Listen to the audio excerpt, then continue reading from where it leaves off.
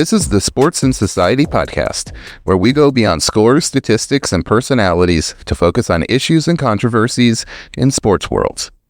Your hosts, Jake Oakley and Jeff Montes de Oca, are sports sociologists and the authors of the book, Sports and Society, Issues and Controversies. The episodes in this podcast give you a behind-the-scenes look at the textbook with stories from our lives as scholars and athletes, as well as providing analysis of ongoing issues and controversies in contemporary sport worlds. We welcome hearing your thoughts and analysis, so please use this space to engage with us about the textbook or any of the topics we cover in this podcast.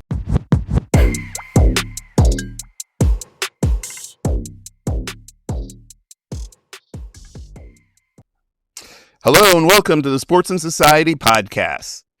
A lot of times, students in sociology and other sports studies disciplines dread taking methods classes. And while we're not going to tell anyone that a methods class was less than exhilarating, what we want to get at today is, studying methods may not excite you. However, the process of research, the questions we ask, and the conclusions we come to are exciting. So today we're talking to one of my dear friends, Faye Wax, about her life as a researcher, the passion that drives her research and the politics of her research. This episode directly addresses Chapter 2 on producing knowledge, but also Chapter 7 on gender and sexuality, Chapter 12 on sports media, and I suspect Chapter 3 on socialization. Faye Wax received her PhD in sociology from the University of Southern California. FYI, her advisor was also my advisor, but she was a few years ahead of me. Her published work focuses on gender equity, health, fitness, media, sports, sexuality, and consumerism. Her book, Body Panic, Gender Health and the Selling of Finance, co-authored with Shari Dworkin, was the recipient of the North American Society for Sports Sociology Distinguished Book Award in 2010. Her research focuses on facial paralysis, youth, race, and social media, and best practices in education. Faye, welcome to the podcast. Well, good morning or good afternoon, depending on where you are or what time of day you're listening. Great to be here. Thank you so much. Yeah, good point. It could be the middle of the night for some people. So let's jump in with a question we ask everybody. Can you just start off by talking about your own experience, your own in sports, your own sporting biography?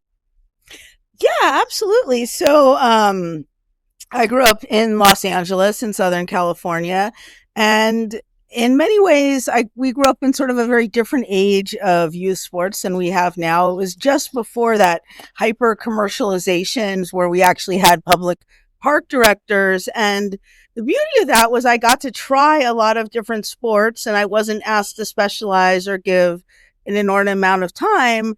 And we just sort of had the freedom to play and self-organize and all the benefits that you get from that I know Jay has documented so aptly. I was 9 when Title IX passed, but we had very poorly funded and barely coached teams when we did have them. I played high school softball. I was also a cheerleader, which people often find a little bit surprising. And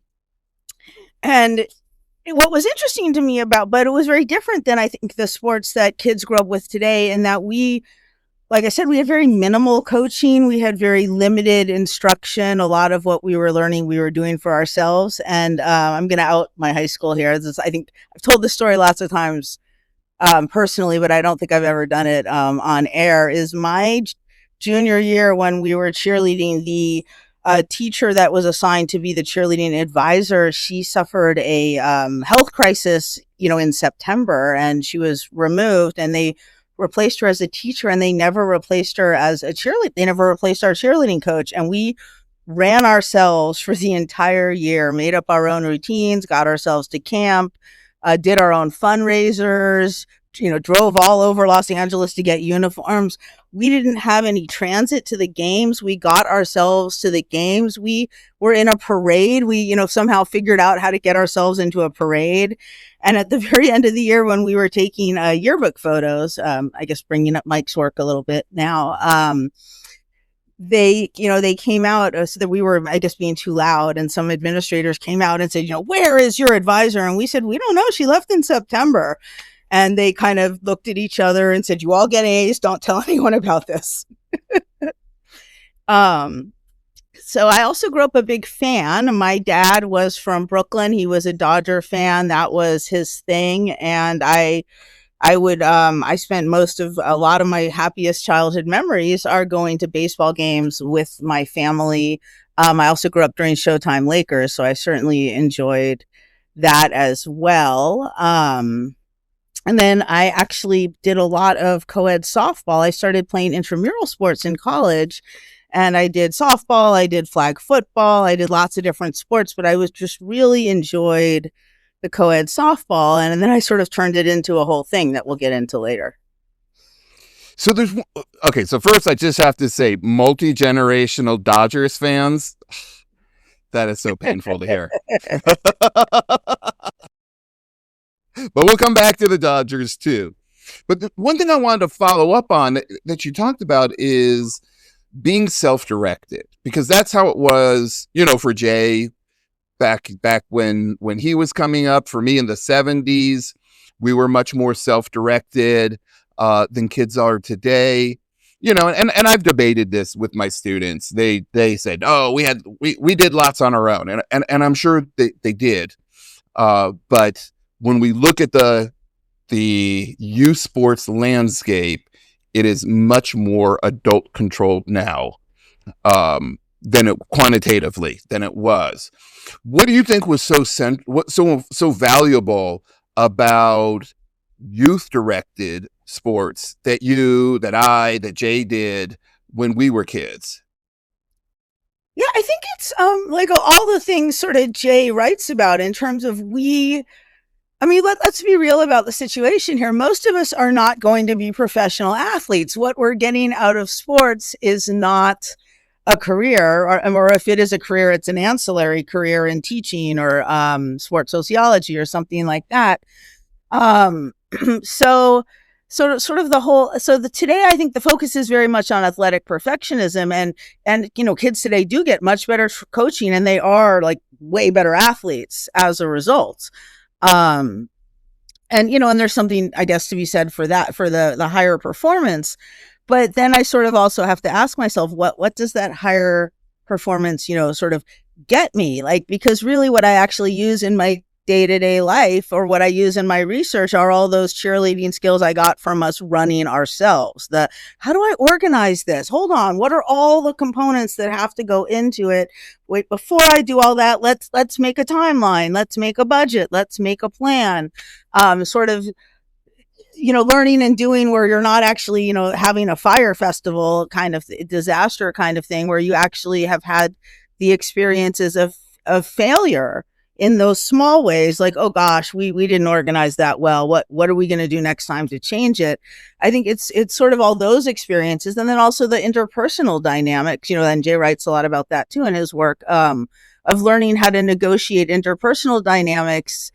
Like, you don't have to like everybody that you work with. And in fact, sometimes the people you work best with, maybe you don't particularly like, but you make a good team for getting whatever project done. And that ability to sort of set it aside and get it done in a productive way, I think, is really one of the most valuable skills that kids take out of youth sports. And when it's too controlled or too directed or too focused only on winning and performance, you sort of lose all these amazing benefits and life lessons that can be so important to people later as they're growing up. And in all honesty, so, I have a kid, and he really loves soccer, and we've sort of had him doing AYSO, which is much less competitive than a lot of the other leagues. But I've just really sort of loved seeing sport get played in that a little bit less competitive way, a little bit more just obviously they're still trying to win, and a couple of these kids are really good, but it's a little bit more focused on having fun and being a good sport and being a good teammate and being kind to each other. And, I mean, and that's the reality is, right? I mean, as much as I'm enjoying watching the World Cup and my kid's enjoying it, I mean, I think we both know he's never going to play in the World Cup. So isn't it more important that he learns all of these other lessons in this sort of safe space where conflict is easily resolved and doesn't have a high cost? And Jeff, I've used I think you told me a line you used with your kid once about using bad language, because my kid got really into that cursing thing, and some of his teammates didn't like it, and what I used that same line you used, like, look, I'm not going to tell you what to say, but I am going to tell you that you may cut off opportunities and relationships with other people who don't like that kind of language. And learning it on the team where he could quickly, change his public language and adjust, that's really a valuable thing to learn it in that safe space instead of costing himself a job interview or an internship or something that matters to him a little bit more. Yeah, I mean, it's amazing the lessons that we can learn through youth sports, and I really think about those leadership skills that you're talking about when you're self-directed. The opportunity to fail and then solve the problem and fix it.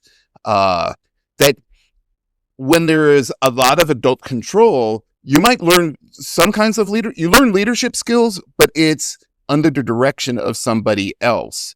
So it's leadership in an authority structure, as opposed to dealing with the kind of the democratic process of group-based decisions that happens when there aren't adults around. That's really incredible.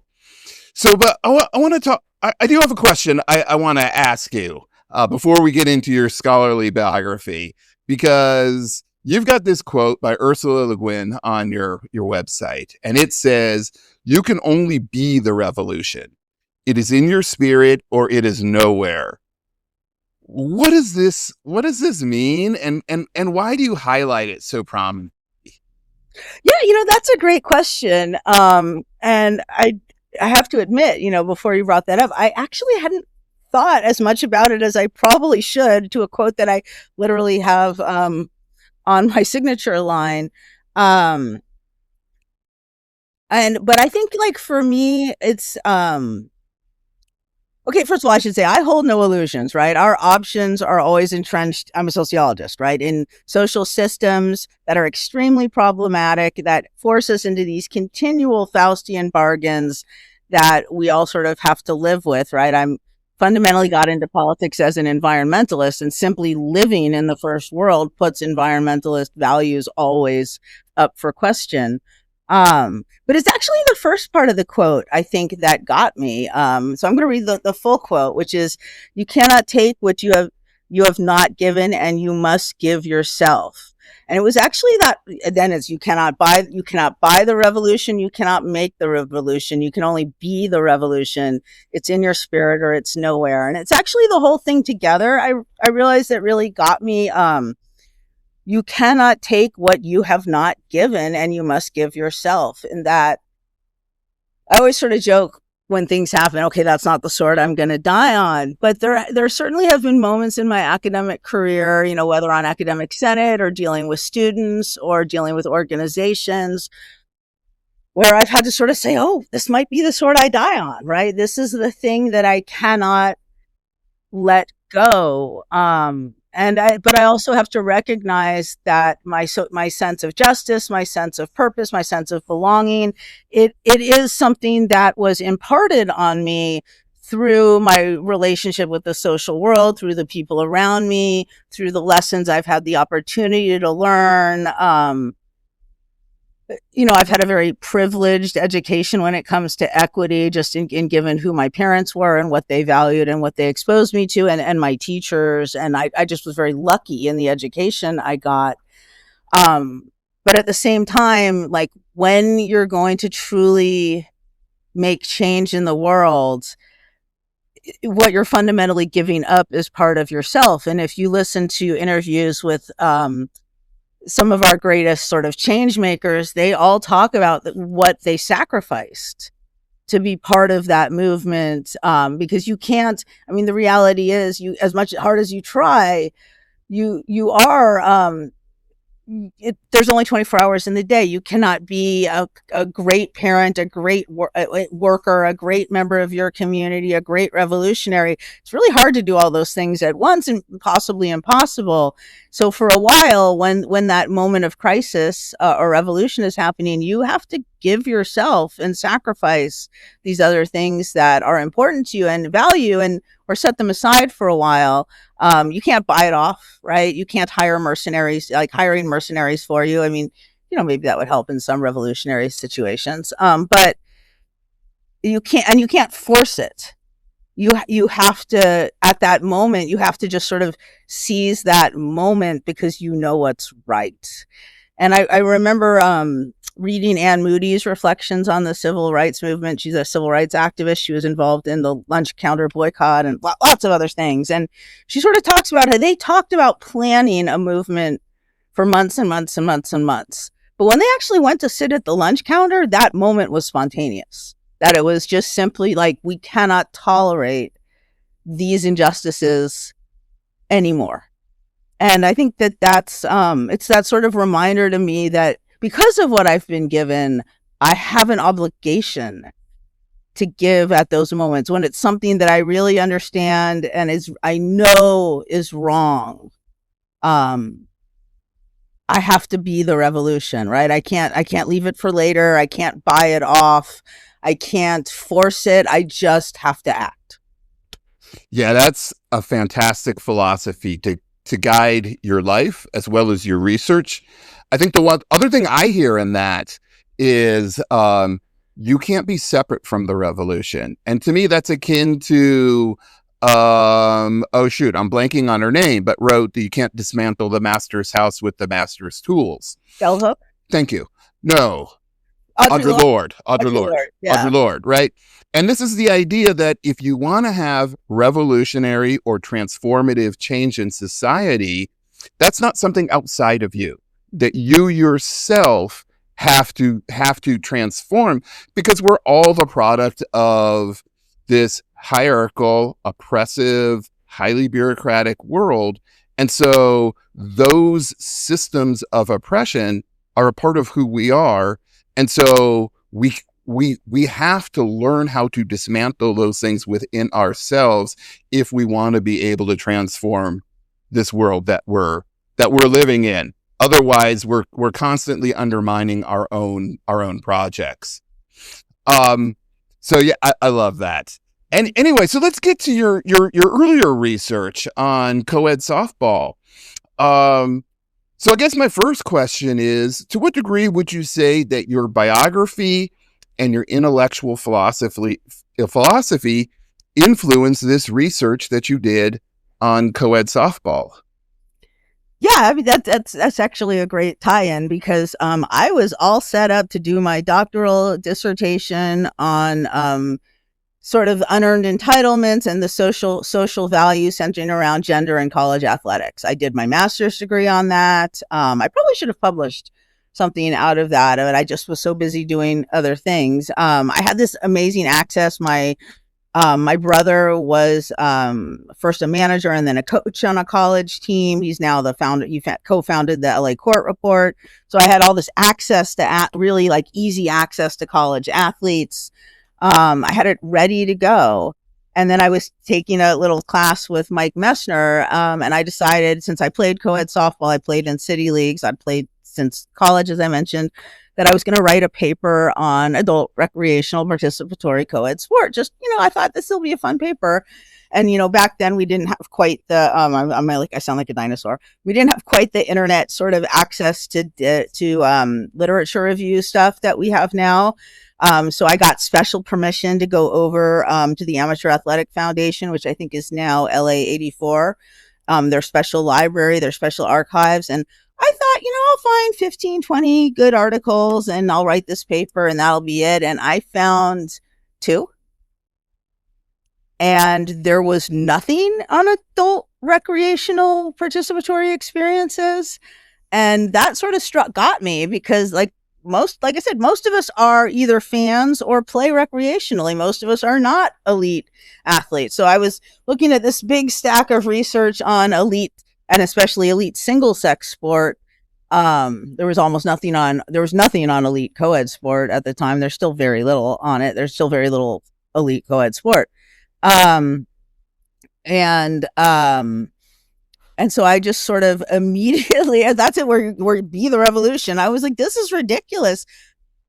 How can, first of all, it's bad enough that sports sociology was so devalued during the other, compared to other forms of sociology during that time period.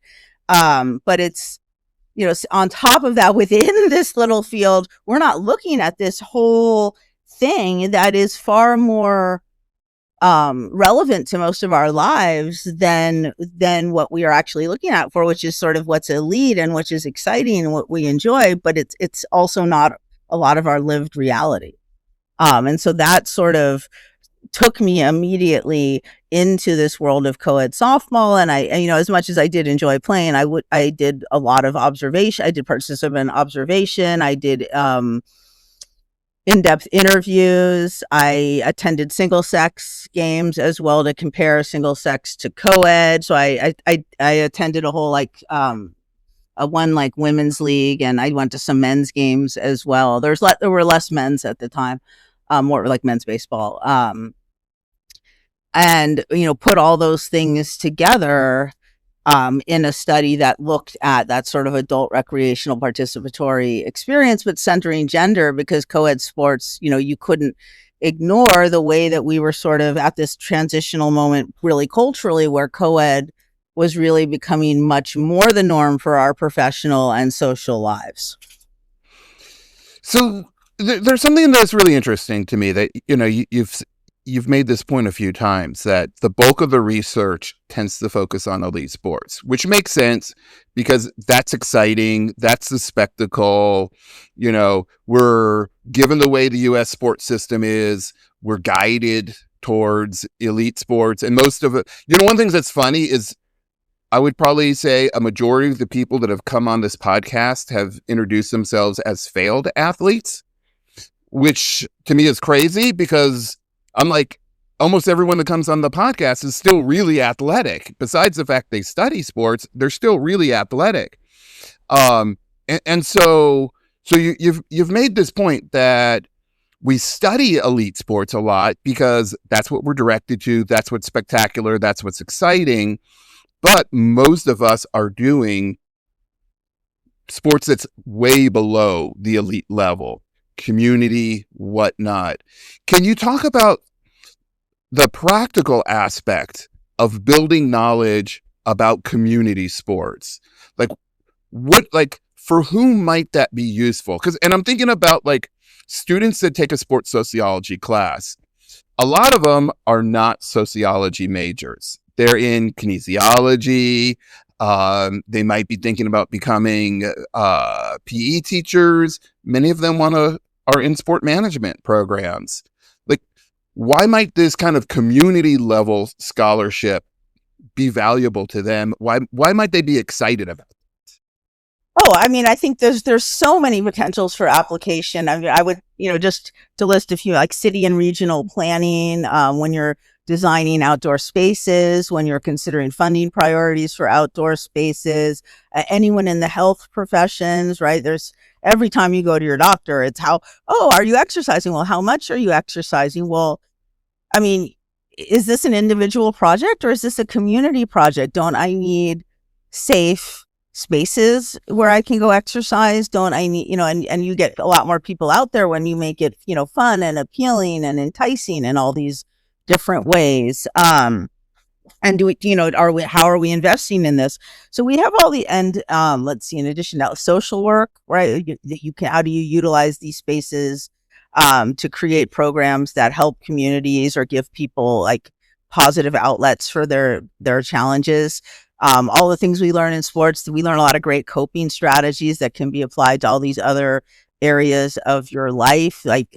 So I think probably public administration, really at any level, you can look at what we do with adult participatory recreational sport and find an application or a reason to use it, design it, build it into our communities. Um, like a lot of times when you go to the parks, and like some parks I see really being used and some are, empty, and or there's reasons why people can't enjoy that outdoor space. So even, community safety, how are we making sure that people can access these spaces, right? And so with, and again, like professional sports, it's a major part of our economy. It's a big money spinner, but and this is again one of like our big critiques of the current moment or the current system, is everything is about the money spinning side of it. But so much of my life is about just the quality of my lived experience. And I think, when you're talking about adults getting to play, you're very much talking about the quality of their lived experience within their community. And even as we grow older, like, we tend to, as you just said, failed athletes. I never thought of, I literally never thought of myself as a failed athlete. I thought of myself as a lifelong enthusiast who, wherever my body is at whatever point in my life, will do what I can. I mean, my mother's in her 80s and she still, walks 1 to 2 miles almost every day. And and she'll say, "Oh, do you remember how we used to go hiking? And do you remember how we used to go up those hills? And, oh, I can't do that anymore." But, and she feels, but she also recognizes that at 84, the fact that she can go out and walk 2 miles is just, just fantastic. And she does, her exercise classes, and, same thing. She says, "Oh, remember when I was young and I did aerobics and jazzercise, and, now I'm doing, more chair aerobics or water aerobics, or, these more simple exercise classes," but she's still doing it. And I think when you conceptualize yourself as part of a community, part of a project that is positive, as opposed to a project of failure, your approach to it is just completely different. So there's another gerontology, I think, a growth field for you guys out there looking for a career. Gerontology will be a big growth field for you guys. And I want to add something there on mixed gender, because there is almost no good research on mixed gender. And in my travels to other countries, mixed gender is incorporated right into, not in all countries, but in a number of them, incorporated right into their school sports programs. And they handle all sorts of the issues that are raised in those mixed gender settings. So by the time people graduate and become adults, a lot of what they do is mixed gender. So we need to know much more about that, and we need to encourage much more about it. We have this strict division, sex division in sports, and people are defending it right now to the detriment of all sorts of people. So how would you go about doing that? Did you when you were doing your research, you were talking to people about the issues that arose in a mixed gender setting? So, and what were some of those issues, and should they be dealt with in high school and college sport programs? Yeah, those are great questions. And it's interesting because once something was in place, the issues were less, well, they were institutional in the sense of the rules, is they would make all these quote unquote safety rules for the women. And generally, what would end up happening is we would figure out how to use those safety rules to our advantage. And they did, and really they should have just been safety. Like, if you're going to have safety rules, just have safety rules. I mean, I'm not a particularly large woman, but I remember I played softball with a woman. She was over 6 feet tall. She was probably 220, 240. She was, a big, powerful person. If she and I collide, it's the same problem for me as if a man that size and I collide. It's not like, I'm like, oh, she's a woman, so I just float off her, right? Like, so safety rules should be safe. And the same thing. And one of the men on our team was not a big guy. He wasn't much bigger than I am. And so but honestly, they would have an outfield line that you had to stand behind when a woman was up. And what that often translated to is people would, oh, it's a woman, go up to the line. And it didn't matter if it was me, 5'3", and it didn't matter, if it was her, 6'2", they would come up to the line, and she loved that. She's like, please come up to the line. She played Division I college softball. She would please come up to the line. She would like just pick like which she would every time she'd be like, I'm going to hit it over his head this time, and I'm going to hit over his head, and then I'm going to hit over his head. And so I think in some ways I think that the issues with the rules were what you started to see was how the rules supposedly to make it a safe space could become problematic. But what I tended to see more was it was sort of all those old ideologies that people held, is that no matter what would happen, it would get framed around male success and female like helpers. So it would always sort of be the men brought the success and the women helped. And so like one of the other fun things that I happened to on my team, I found this woman who again had played Division I college softball for UCLA. So she was phenomenally good. So we put her at shortstop.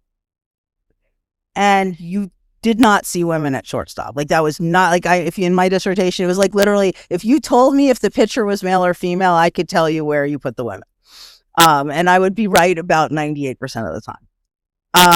And people, and so like, and what so you would sort of see that typical thing where she was phenomenal. She was one of the best shortstops in the league, maybe the best shortstop in the league.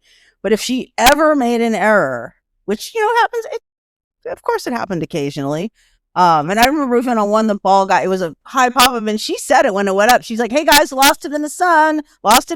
Anybody, somebody help me out. Like she was a great communicator, right? She played college ball. And then when she did miss it, because, then they were like, see, she's not very good. And I'm like, she's dominated this league game after game after game. She misses one pop-up where she is communicating that she's lost it in the sun, telling you exactly what's going on. And now she's no good, right? That's kind of what you saw, is that as a woman, you had to prove yourself. It's all the things we also see about race, right? It's like you have to prove yourself 10 times over to be considered barely good enough.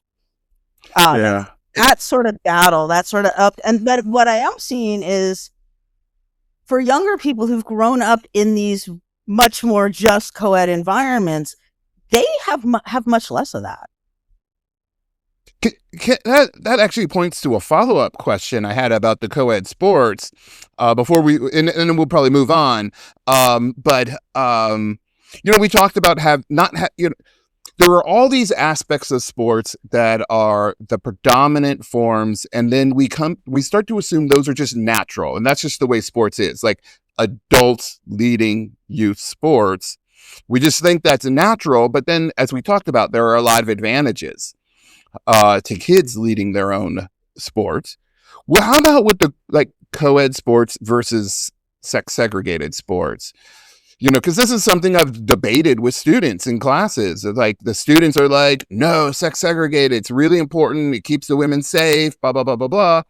But what are the advantages to co-ed sports? Yeah, I mean, I hate to put it, I'm going to just put it this bluntly. Like, if you wanted to be safe, why are you playing sports? Right?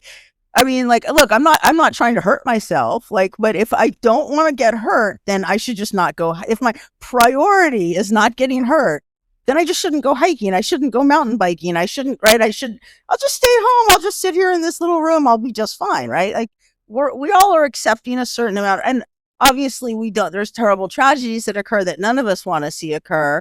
But for the most part, most of us play sports. And sometimes we get hurt and sometimes we don't. And we do our best to put reasonable safety rules into place or safety equipment into place to minimize, that injury. Like when my kids started snowboarding competitively, I didn't just okay, go hit that rail. I went, okay, let's put a chest protector on them. Let's put some wrist guards. Let's put some, leg protectors. Let's put a helmet. Let's put, I haven't put a mouth guard on him yet, but maybe at some point I'll put that mouth guard in there too, right? And then I went, why am I not wearing some of this stuff, right? I'm not doing all the stuff he's doing, but I've certainly collided with people, and I've been colliding with someone with that back pad on, you're like, oh, all right, this is not so bad, right? So like there's all these things we can do to make it safer, but telling people they can't play together is not how you make them safer. And there's a lot of sports where you don't have that person-to-person physical contact. So there's running, there's biking, there's all sorts of track and field events and swimming events and other things where they can be made into co-ed kinds of activities without any safety rules. And if you have couples, male-female couples who are running together or biking together, those kinds of things we need good data on. And, what are their issues? Are there gender issues in those kinds of settings? And how do they get resolved? Especially when the woman is a whole lot better than the man. And I know a number of cases where that's true. So I'm just operating on the basis of what I know from those individual cases rather than from research. So, yeah. Yeah, and it is a big thing that we now have to confront, right? Because what do we know about when people act out? When you're acting out, it's usually because your sense of self got challenged in some way, right? So we see it like instead of men acting out because they just lost, maybe like, oh, wow, okay, I need to rethink masculinity a little bit. I also like run marathons as a hobby. At this now, it's not so much running anymore, more like limping and dragging. But when I was younger, there was a lot more running involved. And it's like when you're doing like a marathon, sure, like in the top 100 elite athletes, I don't know what the gender division is, but who cares? I'm sorry, are you like a world-class marathoner? No, you're not. You're just a person who wants to do this. You're going to get, what always gets me is how many really young and really old people I'm getting beat by, right? And when I used to, because my kid's snowboarding, I haven't done it the last 2 years, but when I was doing it every year, and I'm going to sign up for it again this year, like I would see the same people every year, and I'm like, oh wow, they've gotten faster. Oh, like the gender really doesn't matter, right? Right. You're just out there having a good time, and who cares? And why is your sense of like we all like to win, and I won't lie, like I have checked myself out of games because I realized I was getting too competitive, or a couple of people have said like, why don't you play more games with your kid? And I'm like, oh, I get toxic really fast. So yeah, there've been a couple games too I was trying to we were like bringing out some of the old childhood games. We pulled out Risk, and like I like right away I was like, I'm gonna destroy both of them, the world is mine, right? Like and I recognize that we should play Risk together sometime. I brought my brother as an adult to tears over Risk before. Well, then I let them just get mad at each other, and they were just killing each other off, and I'm just taking North America while they're doing that, right? Like, but it's so like, I mean, yeah, we have to recognize that competitiveness within ourselves, but also like I said, at this point in my life, I'm not going to be a professional athlete. I mean, I reckon, and we, again, bringing up Mike's work, right, about when do you disengage? What are the stakes for you? But for most of us, for like 99.9% of the world, we are not professional athletes. So why are we not paying more attention to the quality of these experiences, but also how we can make our world more positive, make our lived experience more positive, make our communities more connected and more wholesome, right? Because that's what lived experience is. I mean, as entertaining as my phone can be, as much time as I can spend staring at it, like win or lose, I always had more fun playing softball than I have scrolling TikTok. Yeah, this past weekend, a couple days ago, with two other guys. One guy, so I'm almost 60. One of the guys I went with is almost 70, and the other guy is in his mid 40s. So we're three old men, and in Colorado Springs, we're at the foot of Pikes Peak, and there's a ride down Pikes Peak called the Pikes Peak Plummet, and you drop 7,000 feet of elevation coming down this ride. You also have to climb probably 12, 1,500 feet along the way. And that climb is like you're climbing like 1,000 feet, from about 9,000 feet to 10,000 feet on the way. But we were also going to while we were doing this, was to remove trees that had fallen on the trail. So we had a bunch of saws and other tools, and we removed 10 trees on the way down. None of us will have ever been competitive mountain bikers. None of us will ever be competitive mountain bikers. But here we are, from middle age to retired, doing this incredible feat that we were super proud of. It was hard, but we had a great time. And to me, that's really the point of sports for most of us, is we do it, we enjoy it, we build community, and the trail is now passable. There were 10 fallen trees because of storms, so we made it passable. But I want to get to your book Body Panic that you wrote in 2009 with Shari. And, I still teach. I love that book. I still teach it. I have to do a certain amount of why is this still relevant today to students, because they're like, 2009, I was in elementary school. But just to start off, can you talk about how you shifted from doing that ethnographic research on community sports to doing content and textual analysis of health and fitness magazines? Yeah, that's actually another great question. And I will actually tell you, when I applied to graduate school, how you're supposed to have a project. The project I pitched was actually Body Panic. I said, I want to do a content and textual analysis of fitness.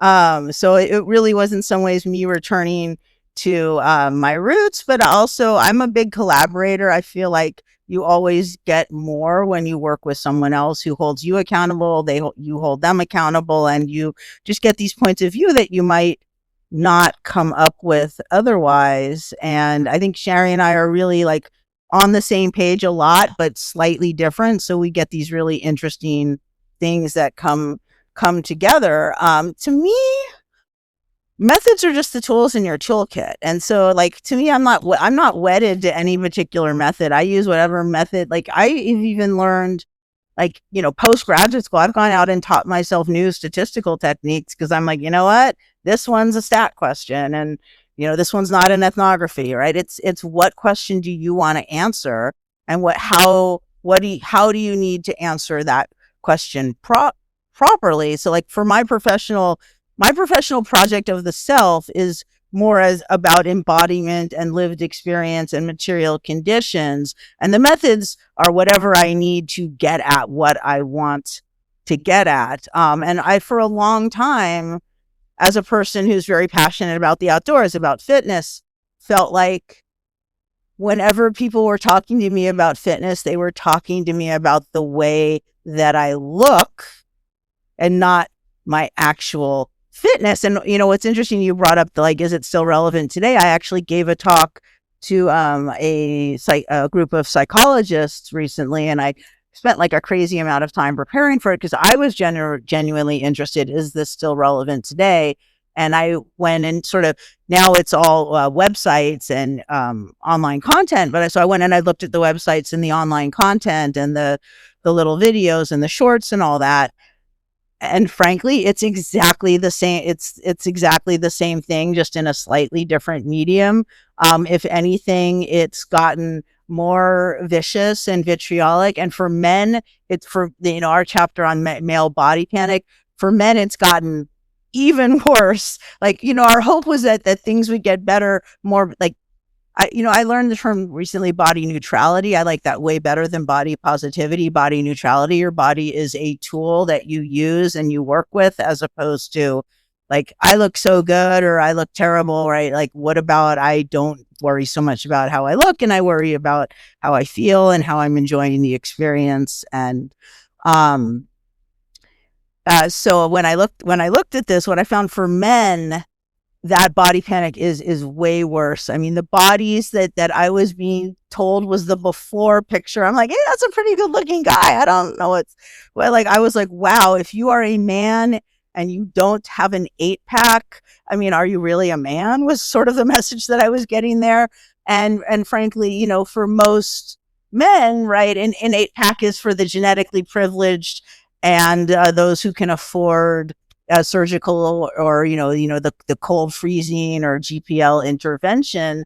For women, there was a broader range of bodies being promoted and accepted, but it was still very much has to match exaggerated sex characteristics. So you can be really, really fat as long as it's all in your butt or your chest.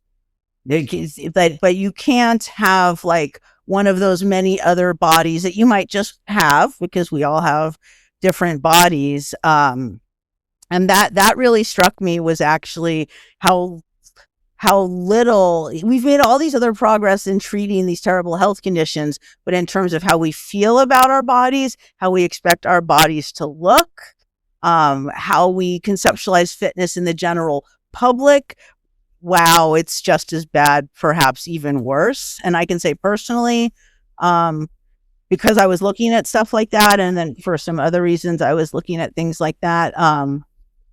I am now getting relentlessly advertised GLP-1s, and the way that they're advertised to someone like me, who's just sort of your average middle-aged tubby, right? Like not tubby in a bad way, but just sort of like average, like healthy, normal, is, you can lose that last 10 or 15 pounds. And I'm like, you sort of, everyone just accepts that statement. I'm like, what do you mean by the last 10? What happens after I lose the last 10, right? Like, and how is my body, is my life really going to be that qualitatively different? If I'm 15 pounds thinner, I can, I have been, 15 pounds thinner for medical reasons, or, just going through really stressful things. I'm one of those like stress not eaters. And it's like, I felt terrible. I looked great. I looked phenomenal. And I had no energy, couldn't do any of the things I wanted to do, couldn't get my bike up the hill like I normally can, like actually riding it instead of pushing it. And like that's remains completely absent from the discourse. So like for women, it's like, oh yeah, you can be a little heavier because you want to have a nice round booty. But it's not, oh, you need to be a little heavier so that you're not cold and angry and dizzy all the time. We're actually going to do a whole episode on women's health and sports, and talk about diet and all of that. But I realized we should probably back up really quickly and just, what is body panic, and what were the larger patterns that you found in that research? Yeah, that's a great question, and it's funny because sometimes I'm like, Sherry and I originally called it Size Matters, and sometimes when we talk to each other, we still call it Size Matters. And I always have to like shift gears and think, no, it's body panic. Remember, you guys changed the name. So what we basically did is we did this 10-year content and textual analysis of men's and women's health and fitness magazines. We looked and we coded things like the advertisements in them, the content, the covers, the workouts. Because we were really like just sort of, and for really just sort of curious, like what is the content there? And it was, like sort of what I was just alluding to, is that everything about fitness is about meeting gendered bodily ideals. And what was interesting to us was also during this time period is we saw, like I said, the shift toward appearance much more than performance. While for men, there would be much more of a focus on performance in general. Over time, for men, appearance became more and more paramount, whereas for women, it was always very much focused on this sort of appearance-based project. For men, it's upper bodies, big, strong upper bodies. For women, it's tight lower bodies. And what we found was very much selling this very pliant, valuable audience to advertisers, because what goes along with sort of this project of the self that is visual rather than internal was the internal is linked to the visual, so that that became this assumption that if I'm working to make my body look this way, that it's this project imbued with morality, that I am a moral good person because I have conformed to sort of dominant gendered standards of appearance. And we just don't question that assumption, right? That I'm a moral person because I'm small and slim. Like, why are we not questioning? I really started this from the, like, why are we not questioning this assumption? This seems pretty toxic. And we can talk a lot of, in the book, we go into like sort of the history of this, like in physiognomy in the Victorian period, and sort of and how it's very much tied into colonialism and racism, and these appearances they're very much class, they're very much raced, and they're very much gendered. And so we get into this project of creating class gendered difference. And I really want to highlight the class because that's where I've seen the least change. And even over time, as there's been some greater tolerance of androgyny, and we're very much more sort of accepting of people who are third genders. Even then, when you still look at the current imagery, there's still very clear sort of gendered norms imbued in those images, and it's still very much tied to meeting these very slim ideals. We talk a lot about how, fat must be exercised, that fat is the enemy, fat is bad, you have to get rid of all your body fat. And again, we don't question that, right? A body fat that is too low is not healthy, right? A body fat that is too low, people who are slightly heavier live longer than people who are below the ideal. So, is longevity not my goal here? Right? I thought long-term health is my goal. And so, like, again, going back to like losing that last 10 pounds that they're telling me to lose so that I look more feminine or I look more dainty. And I just always remember when I did this project on women in male-dominated sports years and years ago. And I remember one of the women looking at me and her saying, it's like, look, I could learn to lose 30 pounds. I'm never going to be small and dainty. Like, she was, 6'4". She was a linebacker. She was, 280, 6'4". And she's like, sure, I can be 230, but I'm not going to meet dominant standards of attractiveness. I'm a linebacker. Just let me be a linebacker. And she sort of talked about how, these sort of non-traditional sports were the one place she felt good, because every other message in our culture was, no, you need to be very, very, very small. And that's still very much there, unless it's exaggerated sex characteristics. So you can be like I said, you can be a larger woman if you're very curvaceous, but you can't just sort of inhabit a larger body that maybe meets all standards of health, right? Because when they talked about fitness and this morality, it's always how you look. It's never, hey, what's your blood rate? What's your cholesterol? What's your blood pressure? And even then, most of those things, there's big genetic components too. So for us, it was very much how this ties into commodification, right? Because I can buy the body and experience, and I can buy that sort of move toward morality. Even if I don't have that body yet, I can know that I'm working on the project with the right purchases and the right practices. And all of these things are highly individualized, as opposed to, what we were talking about earlier with the co-ed softball. There's no community in this. There's no safe parks so that we can all enjoy exercise. There's no, gee, maybe we need to do something about climate change because it's downright unpleasant to be outside attempting to exercise for a lot more of the year than it used to be. Or, wow, you got your pulse rate down. I'm so proud of you. You've been working really hard. Instead of having just these purely appearance-based things. And again, like Sherry and I always talk about, the language and the images undercut each other. So they'll often have this very like sort of positive love yourself language. But when you have such limited imagery, the message is still completely clear. As we like to say, the market creates and it solves your problem. Right? So the market creates these problems for you.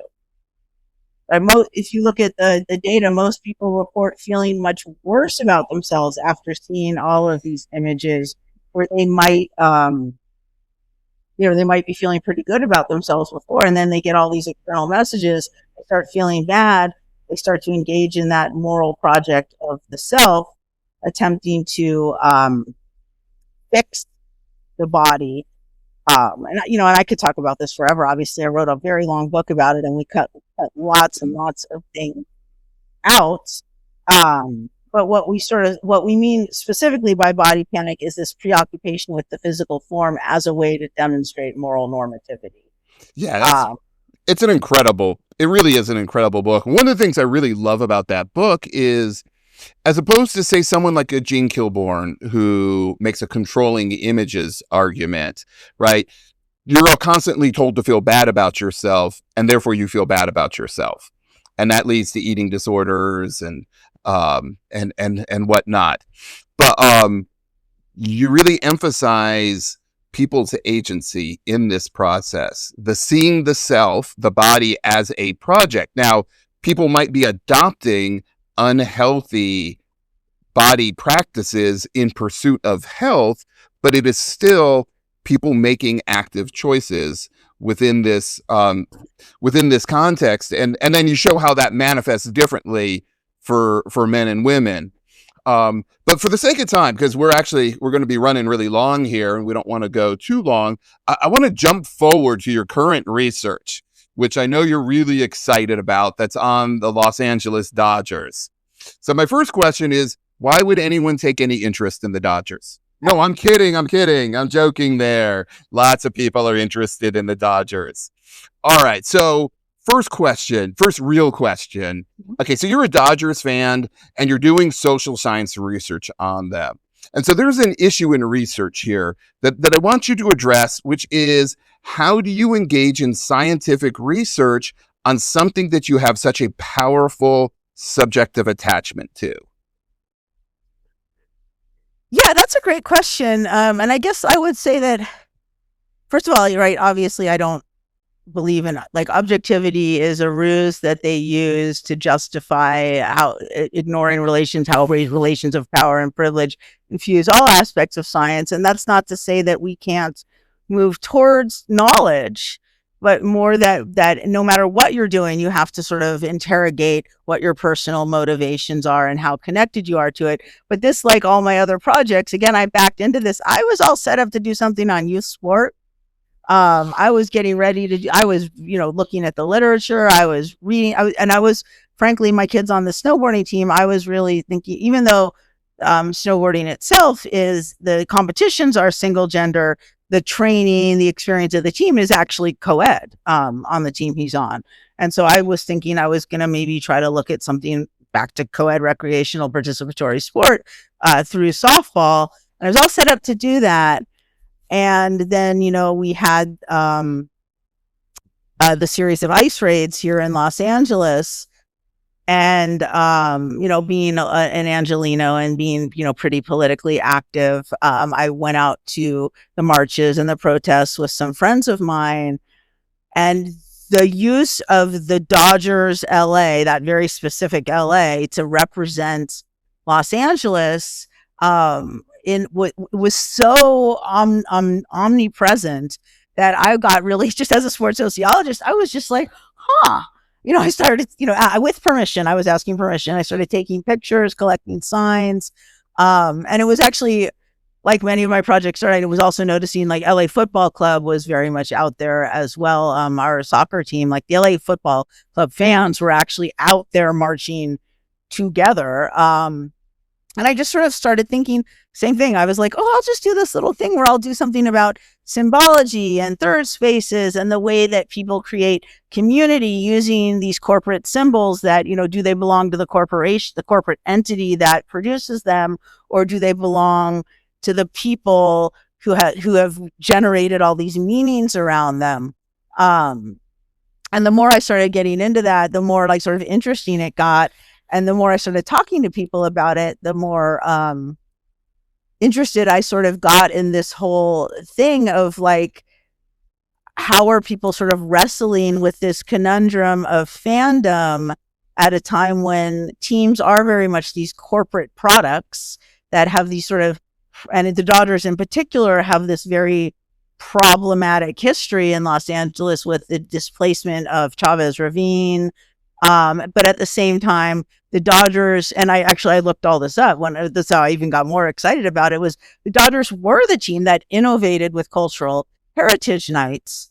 So we have this really interesting moment where we have this, and like this, as I guess it's this inside outside perspective that appealed to me so much, is we have this interesting moment where as a social scientist, I can sort of have this analysis of like displacement and what it meant for the region and the way the Dodgers have used culture for marketing and the way they've used race in marketing while at the same time and used sexuality in marketing, right? We have Glenn Burke being forced, LGBTQ Black man forced out of baseball because he refused to be a closeted athlete and was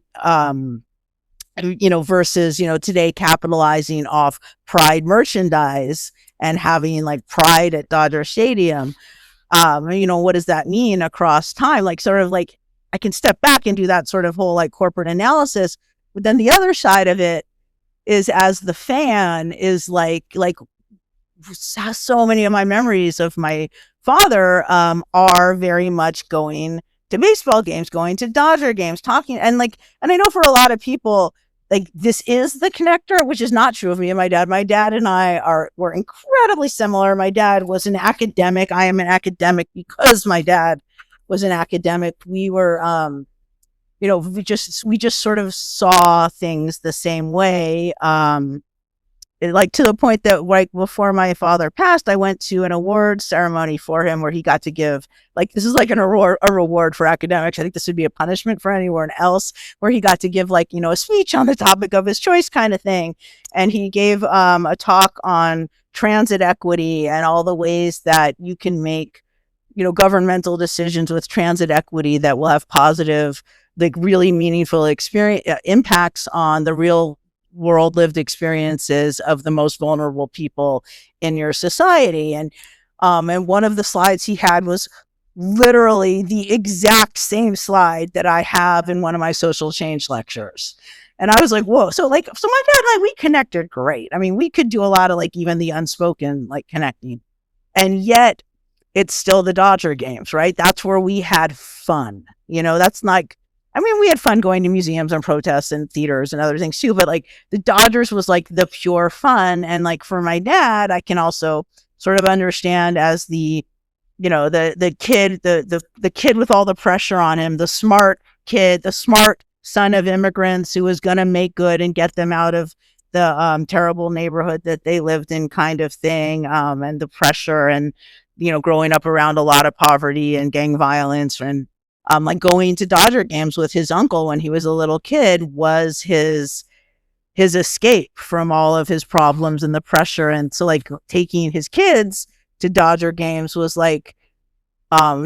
bringing back this time that he had with his uncle and all of these happy memories. And my dad did get to see Jackie Robinson play, and he got to see all those things. That my dad was at the game where Kirk Gibson hit his home run in the '88 World Series, and his last World Series, his last World Series was 2020, which we actually had tickets to, and I'm still a little salty that he didn't get to go in person, to those moments. And like I said, I have all these memories. I was just telling, and now I take my kid, right, and I now have memories of taking my kid in 2024 to the game, that final game against the Padres where they came back to win and clinched it. And then we had ridden public transit there, and then walking out of Dodger Stadium with all the crowd and my kid having the time of his life, partying with all these fans, and he's just cracking jokes, having that, and I can remember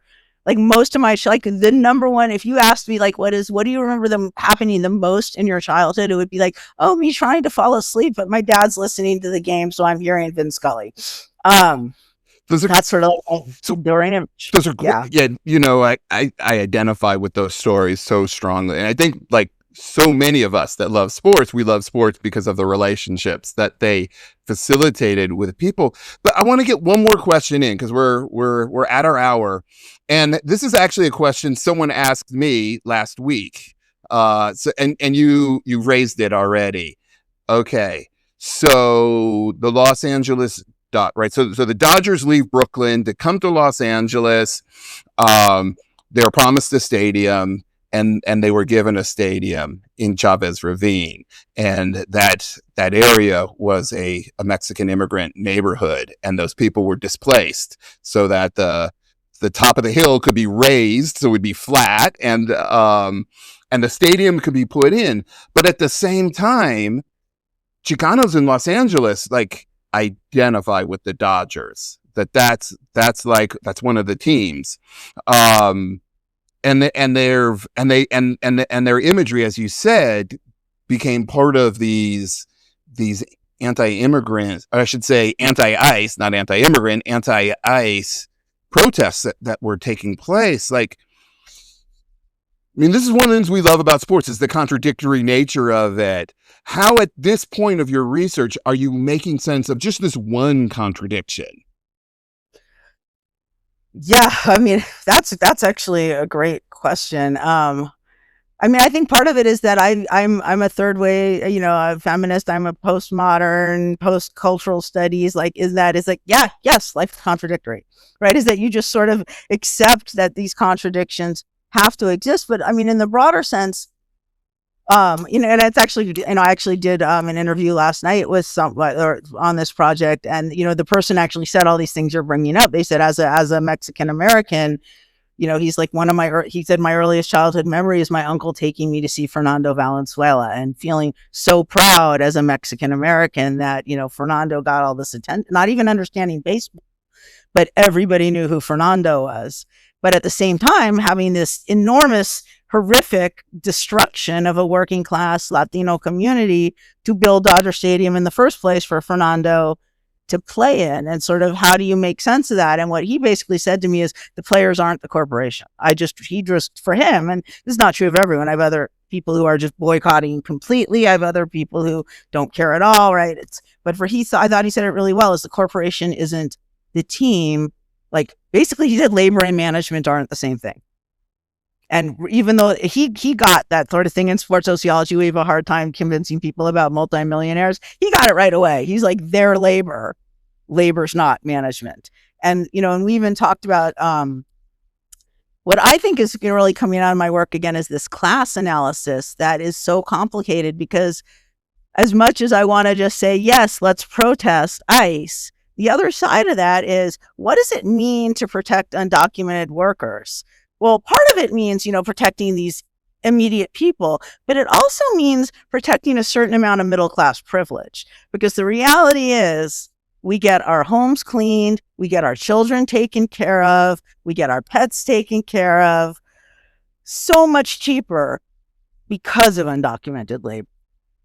And so, like, protecting undocumented labor is, yes, protecting those immediate people, but it is actually still protecting the existing system of nation states that say, because we put this border here, that the people who are the descendants of the indigenous people of this region and the original colonizers somehow have a less right to this land than us, right? I've been reading a little Dylan Rodriguez recently.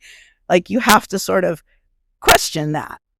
And sort of looking even more broadly, like, a lot of people have asked me to weigh in on lots of political situations about which nation state has a right to what land or to whatever. And I'm sort of like, I sort of have to step back and say, the way that nation states are set up is to induce conflict. You cannot have nation states and have peace. And that is more than a topic for a podcast. Right. Yes. Yeah. And that's where I sort of am now going with that. That's sort of how I deal with it, is sort of say, like, you can't expect those of us living within a toxic system to not be touched by the poison. Which brings us back to your Ursula Le Guin quote at the very beginning, which is, we have to keep unpacking these systems of domination to understand them and then understand how they operate within ourselves so that we can then engage them and transform them, to create the world that we want to live in. Yeah, and we're impotent a lot. I mean, I think a lot of our anger, a lot of our frustration, a lot of the people screaming on the streets, like the reality is we're pretty helpless against most of what's happening in the world. I mean, even though I'm a big love protest, love feet in the street, I also recognize the limited power that even I as a voter, even I as an individual, like I'm not saying don't do these things. I'm definitely saying do them. I have very limited power to affect these bigger things. But when there is that moment to make a real impact, you have to grab it because that's it. You're powerless most of the time. The few moments where you're getting some of that power to make a change, just I don't want to be Nike, right? But like embrace. I'm going to say embrace it instead. Embrace it. Yeah. But that's what history shows is that you'll have long periods of stasis and then moments of rapid change. And we can study the individuals or the historical actors that usher in those changes, but there was people there all along. And it's the circumstances. As much as the individuals acting, it's the individuals acting within circumstances where those changes can happen. And I think that's if folks listening take nothing else, right? That's a great lesson from this episode. Well, that is all the time we have. We are once again over our hour.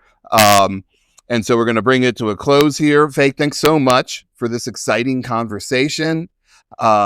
For folks listening, keep an eye out for our next exciting topical episode of the Sports and Society podcast. And you can always join our conversation on the Sports and Society Discord server. An invite link is available in the episode, in the description of this episode. Thanks, Faye. Thanks, Jay. Everyone have a great day.